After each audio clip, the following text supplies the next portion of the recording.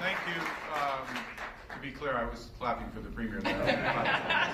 I want to thank you, Premier, on behalf of the people of Canada and behalf of my colleagues both in Parliament and my officials and your officials for the cooperative spirit and the hard work to get us where we are. As you said, we've accomplished a lot in the last 6 months, and we've accomplished it together. And I think that's the important part.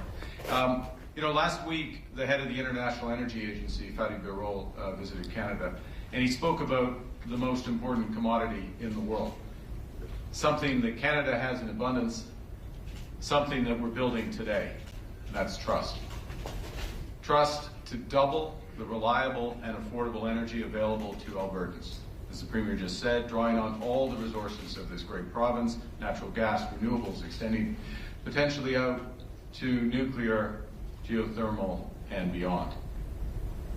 We're building trust of investors, that Alberta and Canada are reliable and attractive destinations where opportunities are plentiful, the rules are clear, and one project means one review. The trust of Asian countries who want our energy because they know that we are a safe, stable, reliable partner in a world that is anything but. Today's implementation agreement is comprehensive and it's interconnected. It covers, amongst other things, regulation, markets, methane, renewables, and carbon capture.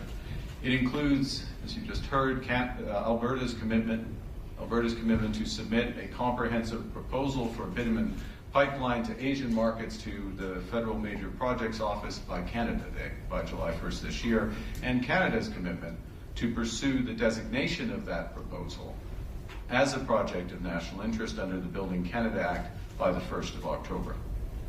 Now, earning trust, as we all know, it requires more than just ambition. It requires partnership and it requires cooperation.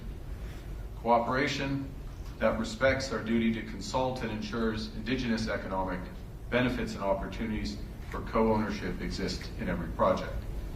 Cooperation that recognizes British Columbians should share in substantial economic benefits from projects that impact them. And cooperation that will create tens of thousands of high-paying, rewarding, not just jobs, but careers across the skilled trades, engineering, and beyond. And today's agreement is also about creating a better world for our kids and our grandkids through major investments that will help put Canada on the path to net zero. Through a methane equivalency agreement that will lower methane emissions from oil and gas by 75% below 2014 levels by 2035. And through carbon markets that work. When we signed the MOU in November, an oversupply of credits had driven prices as low as $20 a ton, $75 below the headline price.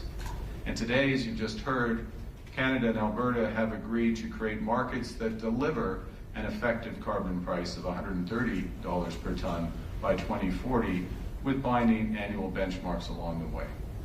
We will also issue 75 million tons of carbon contracts for difference to support major carbon capture, clean energy, other emission reduction projects, with the cost shared equally between us. In other words, we will have skin in the game so that that market actually works. Nous mettons en place un marché du carbone qui fonctionne. Un marché efficace qui offrira aux investisseurs la certitude à long terme nécessaire pour faire progresser les grands projets, développer le secteur énergétique du Canada et contribuer à atteindre la carbone neutralité d'ici 2050. Les énergies renouvelables deviendront plus compétitives grâce à l'accélération des processus d'approbation, à des nouvelles mesures fédérales et des incitatifs fédérales, ainsi qu'au contrat des différences. L'énergie la plus compétitive est celle qui est à faible coût, à faible risque et à faible émission. And that's the principle behind the Oil Sands Alliance, formerly Pathways, the largest global initiative for carbon capture and storage. And the proposed pipeline depends on that alliance. which will achieve emissions reductions equivalent to taking 90% of the vehicles off Alberta roads while generating over $16 billion in GDP as part of this overall package, which can create up to 50,000 jobs in Alberta and across Canada. Which brings me to Canada. Today is also about building trust in a Canada that works. A Canada rooted in cooperative federalism, where we build together, pragmatically and ambitiously, to achieve our shared ambitions. A Canada where our differences are strengths to be nurtured and respected, not risks to be managed. A Canada that's strong but good. A Canada that's not just prosperous but fair. Not just for some most of the time, but for all of the time.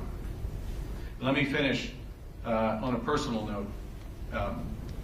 Some of you know I was born in Fort Smith, just north of the Alberta border. I was almost born in Alberta. I was born in the Northwest Territories, but in many ways just not far from the oil sands. And when I was born, the oil sands were a concept, a curiosity to most, a dream to but a few builders. By the time I was in junior high with Alex Corbet, some of you would know, I was in junior high with Alex Corbet, junior high in Edmonton, the oil sands had been transformed already by that point to one of Canada's largest industries, and it happened because of the brilliance of our scientists, the drive of our entrepreneurs, yes, the support of provincial and federal governments, and the dedication of our skilled workers. And that's the legacy that we're building on today. Carbon capture that creates an entirely new industry, an affordable, low-carbon grid that's doubled, that draws on all of Alberta's strengths, and a low-carbon oil pipeline that bolsters our independence. Building big, building fast, building bold again, building with trust, an Alberta strong and a Canada strong for all. Thank you very much.